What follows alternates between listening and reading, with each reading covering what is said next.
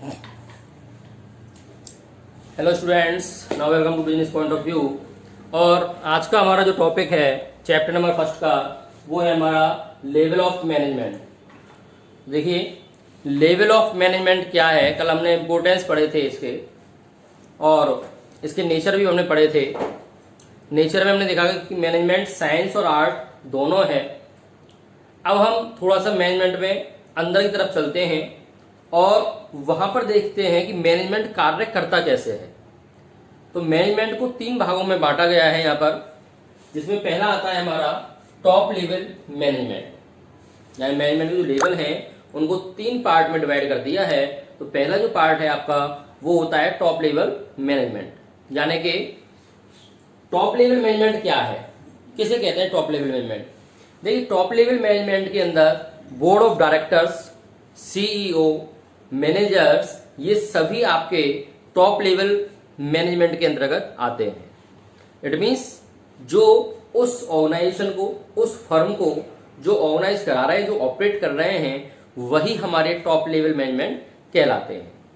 तो top level management का जो मेन फंक्शंस हैं, जो मेन कार्य हैं, वो कौन कौन से हैं, वो हम यहाँ देखेंगे। तो देखिए, मेन फंक्शंस तो टॉप लेवल मैनेजमेंट काफी हैं। यहाँ पर हमने फिलहाल कुछ को डिफाइन करना है। पहला है determining the objectives of the enterprises. It means enterprises का जो ऑब्जेक्टिव है उसे डिटरमाइन करने का जो कार्य है वो सबसे इंपॉर्टेंट कार्य है, और वो कार्य हमारा टॉप लेवल मैनेजमेंट के पास ही होता है कि हमारी ऑर्गेनाइजेशन का मेन ऑब्जेक्टिव क्या है, उसका मेन उद्देश्य क्या है, हमें अपनी ऑर्गेनाइजेशन को कहां तक ले जाना है, वो हमारा टॉप लेवल मैनेजमेंट ही डिसाइड करता है। And second function is framing of plans and policies. यानी कि उस ऑब्जेक्टिव को, ऑर्गेनाइजेशन गोल को अचीव करने के लिए जो भी ऑर्गेनाइजेशन के प्लान और पॉलिसीज तैयार किए जाते हैं, वो सभी पॉलिसीज और प्लान भी टॉप लेवल मैनेजमेंट के द्वारा ही प्रिपेयर किए जाते हैं कि हमें इन प्लान के अकॉर्डिंग वर्क करना है। ये हमारी ऑर्गेनाइजेशन की पॉलिसीज हैं, इन पॉलिसीज के अकॉर्डिंग हमें वर्क करना है, जिससे हम अपने ऑर्गेनाइजेशन गोल को अचीव कर पाएंगे। तो the top level managers also frame the plans and policies for achieving the organisational goal. And next point is assembling all the resources such as financial, fixed assets, etc. etc. It means यहां पर क्या करते हैं top level management, वो assemble करते हैं सभी resources को। ऐसी रिसोर्सेज जो हमें ऑर्गेनाइजेशन गोल तक पहुंचाने में सहायक होती हैं, उन सभी रिसोर्सेज को यहां पर असेंबल किया जाता है। जैसे फाइनेंस की आवश्यकता है तो उसकी पूर्ति भी कौन करेगा, टॉप लेवल मैनेजमेंट करेगी। अगर हमें एसेट्स की आवश्यकता है तो उसकी पूर्ति भी हमारी टॉप लेवल मैनेजमेंट ही करेगी। तो यहां पर हम कह सकते हैं the top level management arrange all the financial required to carry work on day to day activities. यानी कि जो प्रतिदिन की एक्टिविटीज है वो पूरा करने के लिए जितनी भी फाइनेंशियल पोजीशन की आवश्यकता होती है, उन सभी को असेंबल करने का भी काम हमारी टॉप लेवल मैनेजमेंट ही करती है। ठीक है, तो इस प्रकार से टॉप लेवल मैनेजमेंट के ये सभी कार्य हैं। इसके बाद में बात आती है हमारा सेकंड लेवल जो है वो होता है middle level management. Middle level management हमारा एक ऐसा मैनेजमेंट है जो कि कार्य को ऑपरेट कराता है। जैसे ये हमारा, हम कह सकते हैं departmental head such as purchase departmental head, sales departmental head, finance manager, marketing manager, ये सभी आपके जो मैनेजर्स हैं वो सभी मिडिल लेवल मैनेजमेंट के अंतर्गत आते हैं। जैसे स्टॉक मैनेजर हो गया, वो पूरा स्टॉक की देखरेख करता है। परचेज मैनेजर हो गया, पूरी परचेज डिपार्टमेंट का, होलसेल का मैनेजर होता है। सेल्स मैनेजर हो गया, ठीक है, मार्केटिंग मैनेजमेंट मैनेजर हो गया, ये सभी आपके मिडिल लेवल मैनेजमेंट के अंतर्गत आते हैं। और ये सभी अपने डिपार्टमेंट को पूरी तरीके से कवर करके उस पर कार्य करते हैं और कराते हैं।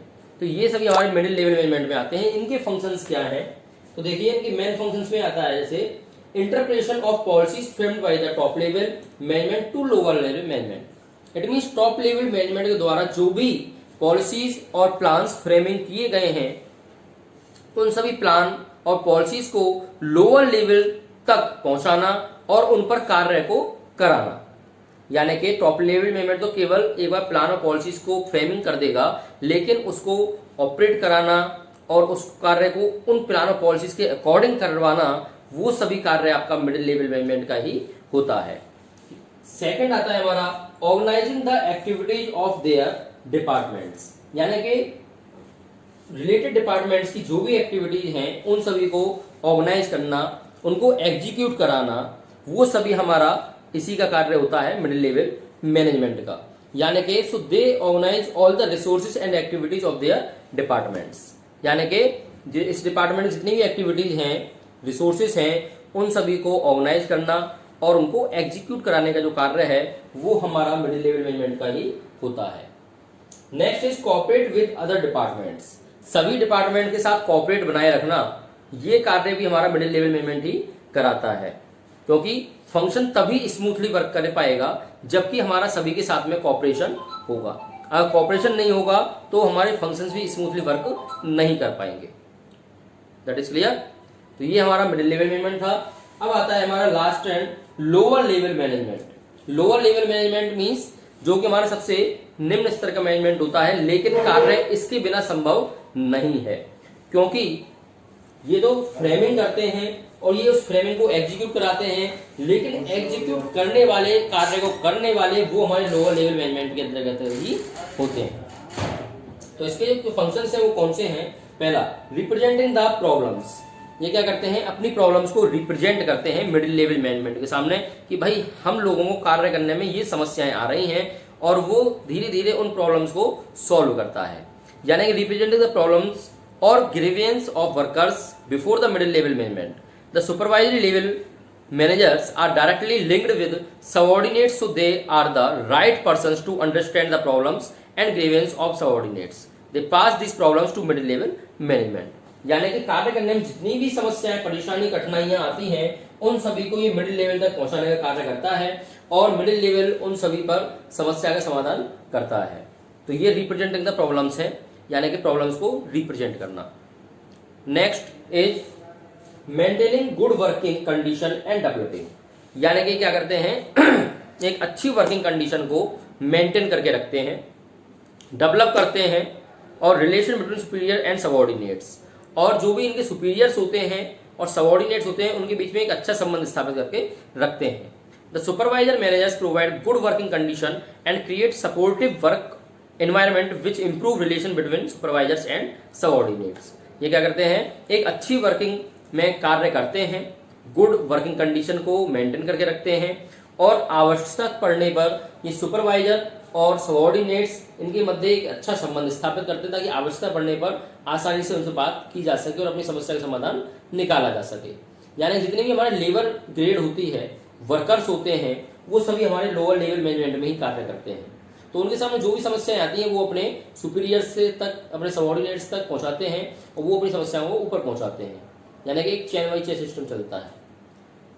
नेक्स्ट फंक्शन है इसका minimising the wastage of material and maintaining safety standard. ये क्या करते हैं यहाँ पर कि आपकी जो कंडीशन है वो minimising the wastage of material, यानी कि जो मटेरियल है उसको वेस्ट नहीं होने देते हैं, कम से कम उसको वेस्ट करते हैं, और एक अच्छी सेफ्टी स्टैंडर्ड को मेंटेन करते हुए चलते हैं, क्योंकि वर्कर और लेबर के हाथ में ही प्रोडक्शन होता है, और प्रोडक्शन किस प्रकार से करना है, रिसोर्सेज को कितना यूज करना है, कितना वेस्ट करना है, वो सभी हमारा लेबर ग्रेड के ऊपर होता है। हमारे सुपीरियर्स जो उनके ऊपर बैठे होते हैं, सुपरवाइजर्स जो बैठे होते हैं, वो उनको यहाँ पर देखते रहते हैं, ऑडिट करते रहते हैं। तो यहाँ पर क्या होता है, जो वेस्टेज ऑफ मटेरियल है उनको कम से कम ये यूज करते हैं, यानी कि वेस्ट ना हो मटेरियल, प्रोडक्टिविटी ज्यादा हो, कॉस्ट कम आए, उस पर ये कोशिश करते हैं। तो ये मेन फंक्शंस हैं आपके लोअर लेवल मैनेजमेंट के। तो आपके 3 प्रकार की मैनेजमेंट हो गई, top level, middle level and lower level. Okay, तो यहाँ पर आपकी लेवल ऑफ मैनेजमेंट ये फिनिश हो जाती है।